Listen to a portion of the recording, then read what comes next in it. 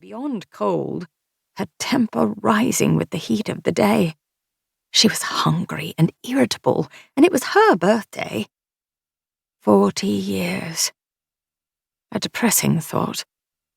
Tiffany had so very little to show for it. Picking up the spoon, she cracked the egg in front of her. This small act of rebellion brought a smile to her lips. She poured herself some hot water from the kettle to drink. If Uriah didn't come down now, he would be late for work. She shook her head and had to bite her lower lip to keep from giving her half-brother a piece of her mind. No one cared for the opinion of dependent relatives and confirmed spinsters, which was silly. They saw more than anyone else because they were always on the fringes, and she would be hanged before she allowed him to ruin this wonderful position and lose her cottage. With trepidation, she stole up the stairs and knocked on his door. There was no answer. She knocked again, even louder.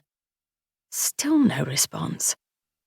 A fear that something was amiss began to grow in her mind, tightening her chest until it ached.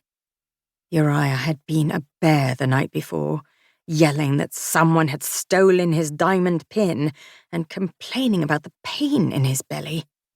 He possessed a weak stomach and often vomited, and rarely did he clean up his own sick. That pleasant task was left to her. Slowly, she opened the door and saw him in his bed. She sighed in relief. "Uriah, you lazy sloth!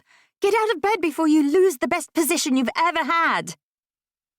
It was at that exact moment that a rather unpleasant smell met her nostrils.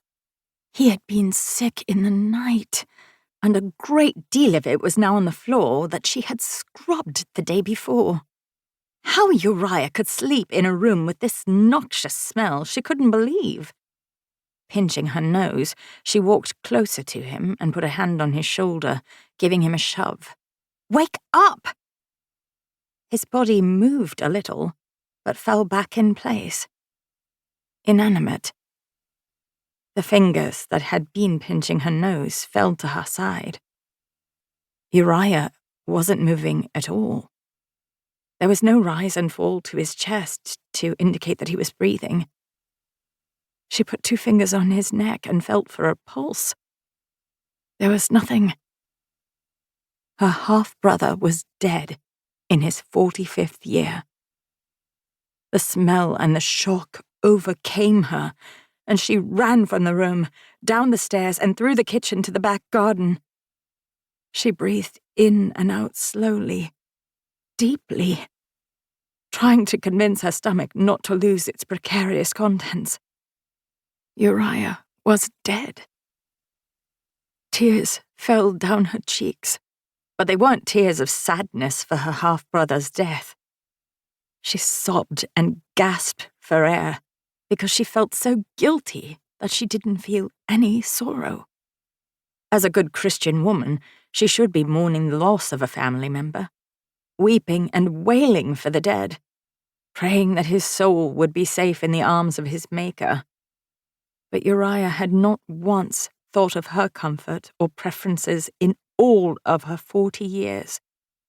She might have been a chair or shoe, useful but of no particular importance. Certainly not worth soliciting or listening to her opinions.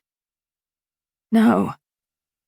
Tiffany could not pretend she felt any sorrow at his passing, as much as she wanted to. More tears of shame fell from her eyes. She would mourn the loss of Bristle Cottage more than that of her half-brother. It was the first place that had felt like home since her father's vicarage. It was perfect. Far enough from the town of Mapledown for privacy, but close enough to walk to. Its situation was well appointed and pretty, overlooking the artificial lake that adorned the grounds of Astwell Palace. The same water that Uriah had forbade her to even place a toe in. Bristle cottage with its